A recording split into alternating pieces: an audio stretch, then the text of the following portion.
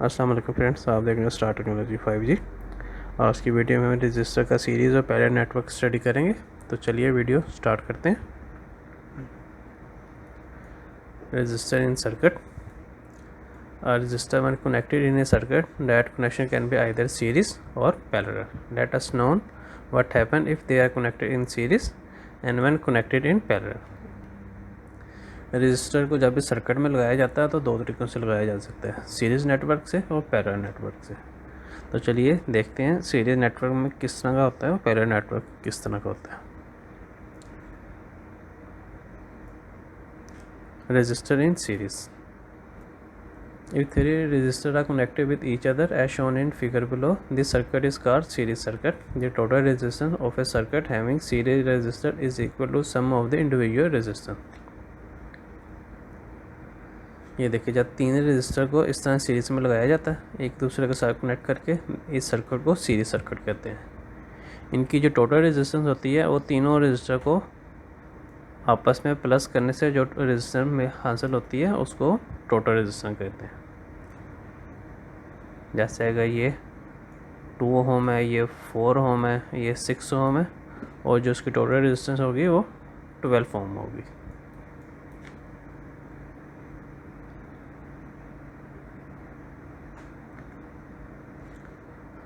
Voltage. Series resistor में voltage का क्या बिहेवियर होता है? The total voltage that appear across a series resistor network is the addition of the voltage drop at each individual resistance.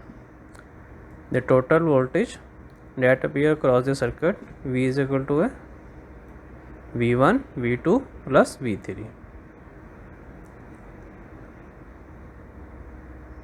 ये देखिए, जब series circuit में जब वोल्टेज प्रोवाइड किए जाते हैं तो ये तमाम रेजिस्टर के अगेंस्ट जो सा वोल्टेज ड्रॉप होता है वो डिफरेंट होता है। इधर डिफरेंट होगा, यहाँ पे डिफरेंट होगा, V1 में डिफरेंट होगा, V2 में डिफरेंट होगा, V3 में डिफरेंट होगा। Current, the total current amount that follow through a series of resistor connection in series is the same that all the point throughout the resistor network. जो series circuit में जो current के जो path होता है वो same होता है 1, तो इसमें करंट बिल्कुल सेम होता है। जैसे कि आई है, I1 I2 I3 बिल्कुल सेम है, तमाम रेजिस्टर में फ्लो होने वाला करंट वो एक ही होगा।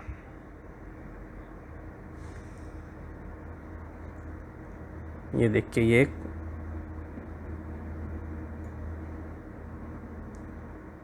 सर्किट है जिसमें देखिए, ये एक सर्किट है जिसमें 3 रेजिस्टर लगाई गई, उसको एक बैटरी के साथ कनेक्ट किया गया, ये 1 के 2 के 3 के। हम इसके वोल्टेज मालूम करेंगे, R1 के, R2 के, R3 के। तो चलिए कैलकुलेशन स्टार्ट करते हैं। ये देखिए, टोटल रेजिस्टेंस तो हमें पता है, R1 R2 R3 को प्लस करेंगे हमारे पास टोटल रेजिस्टेंस आ जाएगी। जैसे ये हमने ऐड की, ये देखिए 6K की रेजिस्टेंस हमारे पास आएगी। अब करंट, टोटल करंट जो फ्लो होगा सर्किट में आई, वो हम सिंपल ओम्स लॉ यूज़ करके उसको कैलकुलेट करेंगे। V is equal to RT, ये हमारे पास आ जाएगा 2 मिली एम्पीयर। उसके बाद V1 मालूम करने के लिए तो हमारे पास ये V1 के वोल्टेज आ जाएंगे 2 वोल्ट। R1 के अगेंस्ट जो वोल्टेज ड्रॉप हो रहा है वो 2 वोल्ट का हो रहा है।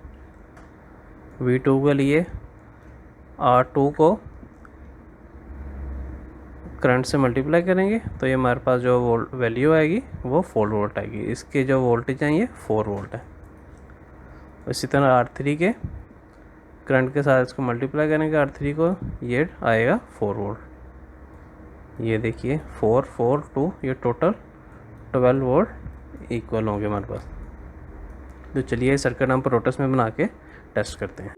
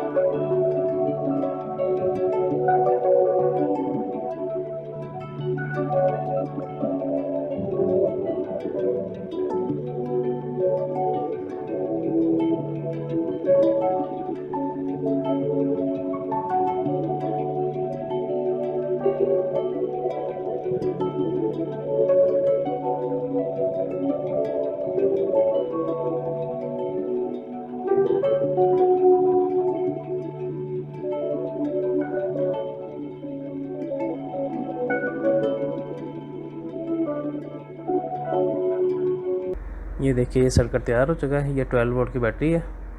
ये 1 एम्पेयर मीटर है, क्योंकि सीरीज़ में करंट के फ्लो का रास्ता एक ही होता है, इसलिए 1 एम्पेयर मीटर लगाया है। और सीरीज सर्किट में वोल्टेज ड्रॉप डिफरेंट होते हैं, इसलिए हर रेजिस्टर के पैरेलल में एक वोल्ट मीटर कनेक्ट किया गया है।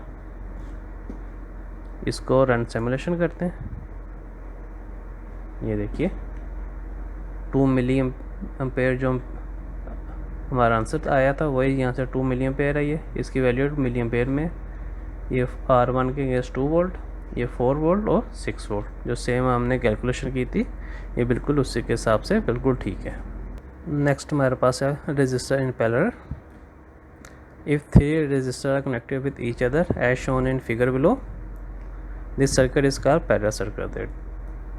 The total resistance of this circuit having parallel resistor is the reciprocal value of the individual resistance are added with inverse of algebra sum to get the total resistance। ये देखिए जब resistor को इस तरह one and इसका दूसरे and के साथ कनेक्ट किया जाता है, इस सर्किट को पैरेलल सर्किट कहा जाता है। इसकी जो टोटल रेजिस्टेंस होती है वो इस तरह से हमें मिलती है। वोल्टेज जब रेजिस्टर को पैरेलल में कनेक्ट किया जाता है तो करंट और वोल्टेज का क्या बिहेवियर होता है। The total voltage that appear across the parallel resistor network is the same as the voltage drop at each individual resistance.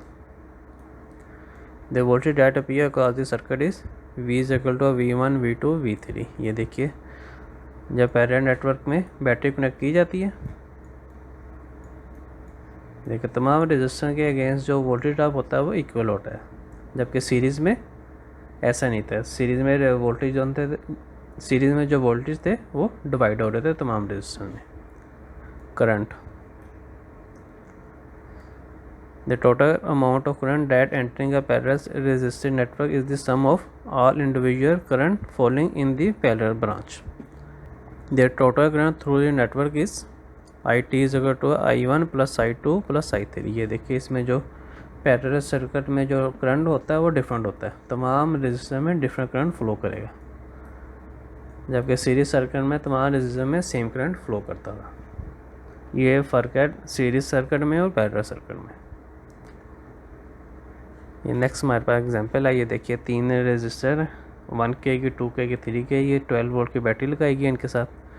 तो आप पहले इसकी टोटल रेजिस्टर मालूम करेंगे, उसके बाद इन तीनों का करंट मालूम करेंगे। ये देखिए टोटल रेजिस्टर मालूम करने के लिए ये फार्मूला है। इसको जब ऐड कैलकुलेट करेंगे तो ये हमारे पास आंसर आएगा RT 545। I1 पता करने के लिए वोल्टेज से हम R1 को डिवाइड करेंगे और जो हमारे पास आंसर आएगा वो आएगा 0.01।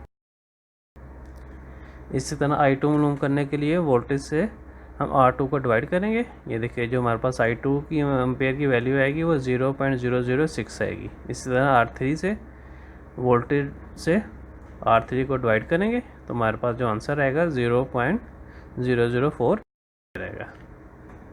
तो चलिए सर्किट हम प्रोटीएस में बनाते हैं और टेस्ट करते हैं कि हमारी ये कैलकुलेशन ठीक है या नहीं।